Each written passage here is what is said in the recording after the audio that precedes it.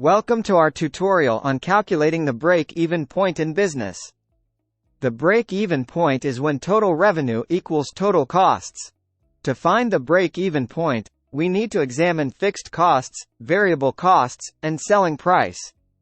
Fixed costs are expenses that remain constant regardless of production levels.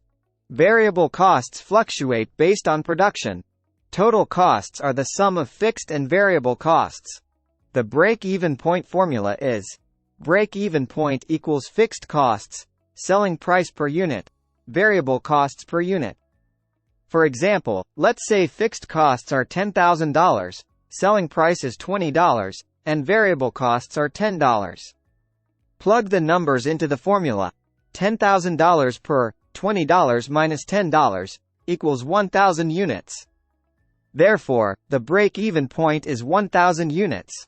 Understanding the break-even point helps businesses set pricing strategies and make informed decisions. By knowing this point, a company can determine profitability and set achievable goals. It is a crucial metric for financial planning and performance evaluation in business. Now let's practice calculating the break-even point with different scenarios to enhance our understanding. Let's break down each component and its impact on the break-even analysis. Remember, the break-even point can vary depending on changes in costs or selling prices. Stay tuned as we explore more examples and applications of the break-even point in real-world business scenarios. Feel free to ask any questions in the comments below. Thank you for watching and see you in the next video.